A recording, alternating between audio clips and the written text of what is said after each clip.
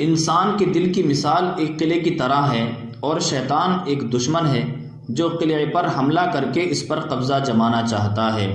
قلعے کی حفاظت دروازوں کو بند کیے بغیر اور تمام راستوں کی نگرانی کے بغیر ناممکن ہے، اور یہ فریضہ وہی سر انجام دے سکتا ہے جو ان راستوں سے اچھی طرح واقف ہو۔ یعنی جس طرح قلعہ ہوتا ہے تو اس کی حفاظت تبھی ہو سکتی ہے کہ جب ہم اس کے دروازے، اس کے راستے بند کر دیں، اور یہ وہی کر سکتا ہے راستوں کو، دروازوں کو، جن کو خبر ہو، جن کو پتا ہو کہ راستہ کہاں۔ جب انسان غضبناک ہوتا ہے تو شیطان اس سے ایسے کھیلتا ہے جیسے بچہ گیند سے کھیلتا ہے۔ ایک بندے خدا نے شیطان سے پوچھا، بتا تو انسان پر کیسے قابو پا لیتا ہے؟ شیطان نے کہا، میں اسے غصے اور اس کی شہوت کے وقت اس پر قابو پا لیتا ہوں۔ شیطان کے راستوں میں سے ایک راستہ لالچ اور حسد کا بھی ہے، کیونکہ لالچ انسان کو اندھا بہرا کر دیتی ہے، لہذا شیطان اس فرصت کو غنیمت سمجھتے ہوئے تمام برائیوں کو لالچ کے سامنے حسین انداز میں پیش کرتا ہے اور وہ اسے خوبیاں سمجھ کر قبول کر جاتا ہے۔ روایت ہے کہ جب حضرت نوح علیہ السلام نے بحکم خدابندی پہلے ہر جنس کا ایک جوڑا کشتی میں سوار کیا اور خود بھی سوار ہوئے تو آپ نے ایک اجنبی بوڑھے کو دیکھ کر پوچھا، تمہیں کس نے کشتی میں سوار کیا ہے؟ اس نے کہا، میں اس لیے آیا ہوں کہ آپ کے ساتھیوں کے دلوں پر قبضہ کر لوں، اس وقت ان کے دل میرے ساتھ اور بدن آپ کے ساتھ ہوں گے۔ حضرت نوح علیہ السلام نے فرمایا، اے اللہ کے دشمن، اے ملعون، نکل جا۔ ابلیس بولا، اے نوح، 5 چیزیں ایسی ہیں جن سے میں لوگوں کو گمراہی میں ڈالتا ہوں، 3 تمہیں بتلاؤں گا اور 2 نہیں بتلاؤں گا۔ اللہ تعالیٰ نے حضرت نوح علیہ السلام کی طرف وحی کی کہ آپ کہیں کہ مجھے 3 سے آگاہی کی ضرورت نہیں، 3 کا مجھے جاننا ضروری نہیں، تو مجھے 2 ہی بتا دے۔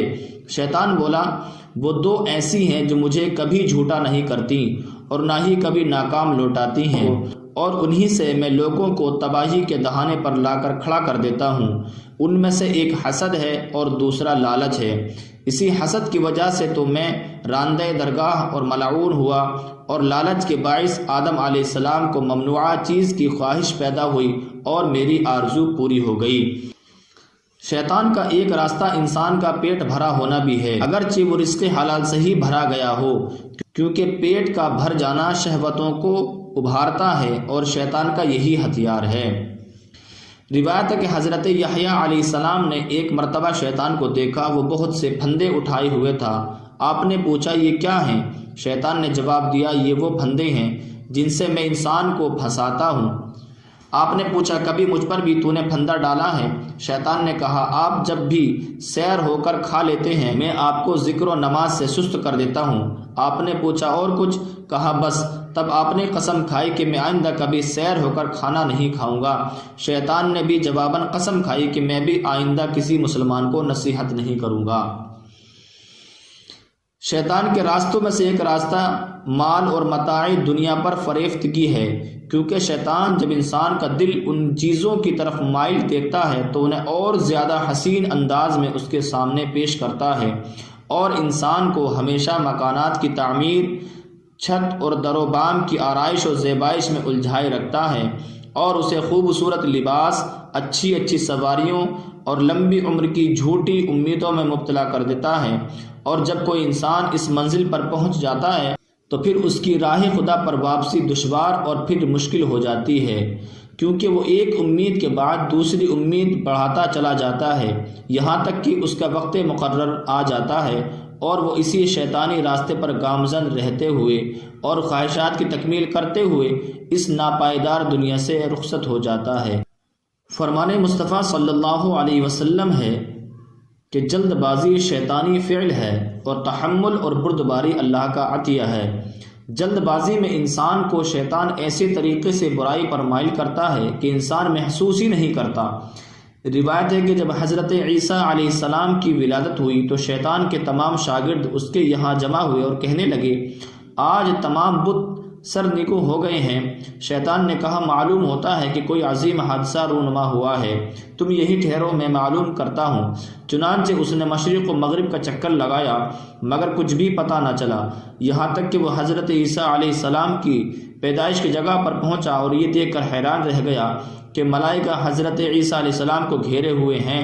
وہ واپس اپنے شاگردوں کے پاس پہنچا اور کہنے لگا کہ گزشتہ رات ایک نبی کی ولادت ہوئی ہے، میں ہر بچے کی ولادت کے وقت موجود ہوتا ہوں، مگر مجھے ان کی پیدائش کا بالکل علم نہیں ہوا، لہٰذا اس رات کے بعد بتوں کی عبادت ختم ہو جائے گی، اس لیے اب انسان پر جلد بازی اور لاپرواہی کے وقت حملہ کرو۔ شیطان کے راستوں میں سے ایک راستہ زر اور زمین کا بھی ہے، کیونکہ جو چیز انسان کی حاجت سے زائد ہو وہ شیطان کا مسکن بن جاتی ہے۔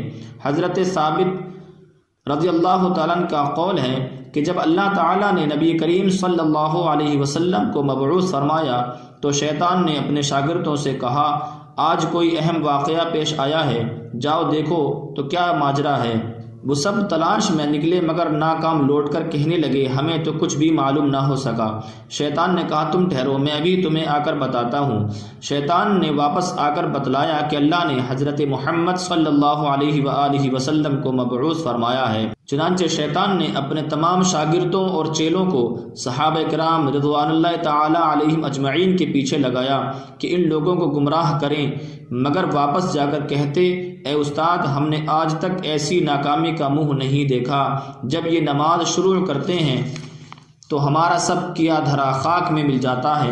تب شیطان نے کہا، گھبراؤ نہیں، ابھی کچھ اور انتظار کر، عنقریب ان پر دنیا فراواں ہو جائے گی اور اس وقت ہمیں اپنی امیدیں پورا کرنے کا خوب موقع مل جائے گا۔ شیطان کے راستوں میں سے ایک راستہ فقر و فاقہ کا ڈر اور بخیلی ہے، کیونکہ یہ چیزیں انسان کو راہ خدا میں خرچ کرنے سے روکتی ہیں اور اسے مال و دولت جمع کرنے اور عذاب علیم کی دعوت دیتی ہیں۔ بخل کا سب سے بڑا نقصان یہ ہوتا ہے کہ بخیل مال و دولت حاصل کرنے کے لیے بازاروں کے چکر لگاتا رہتا ہے، جو کہ شیطان کی آماج گاہ ہے۔ شیطان کے راستوں میں سے ایک راستہ مذہب سے نفرت، خواہشات کی پیروی، اپنے مخالفین سے بغض و حسد اور انہیں حقارت سے دیکھنا ہے، اور یہ چیزیں خواہ وہ عابد ہو یا فاسق سب کو ہلاک کر دیتی ہیں۔ حضرت حسن رضی اللہ تعالیٰ عنہ کا ارشاد ہے کہ شیطان نے کہا، میں نے امت محمد صلی اللہ علیہ وسلم کو گناہوں کی بھول بھلیوں میں بھٹکایا، مگر انہوں نے استغفار سے مجھے شکست دے دی۔ تب میں انہیں ایسے گناہوں کی طرف لے گیا جن کے لیے وہ کبھی استغفار نہیں کرتے، اور وہ ان کی ناجائز خواہشات ہیں، اور ملعون کی یہ بات حقیقتاً صداقت پر مبنی ہے، کیونکہ عام طور پر لوگ یہ نہیں سمجھ سکتے کہ یہ خواہشات ہی اصل میں گناہوں کی طرف راغب کرتی ہیں، لہٰذا وہ اللہ سے استغفار کریں۔ شیطان کے راستوں میں سے ایک راستہ مسلمانوں کے بارے میں بدگمانی بھی ہے، لہٰذا اس سے اور بدبختوں کی تہمتوں سے بچنا چاہیے۔ اگر آپ کبھی کسی ایسے انسان کو دیکھیں جو لوگوں کے عیب ڈھونڈتا ہے اور بدگمانیاں پھیلاتا ہے تو سمجھ لیجئے کہ وہ شخص خود ہی بد باطن ہے، اور یہ امر اس کے اندرونی برائی کے اظہار کا ایک طریقہ ہے۔ لہٰذا ہر مسلمان کے لیے ضروری ہے کہ وہ شیطان کے داخلے کے ان تمام راستوں کو بند کر دے اور اللہ تعالیٰ کی یاد سے اپنے دل کو ایک محفوظ قلعہ بنا لے۔ اللہ تبارک و تعالیٰ اپنے حبیب صلی اللہ علیہ وسلم کے صدقے ہمیں شیطان کے مکر و فریب سے محفوظ فرمائے۔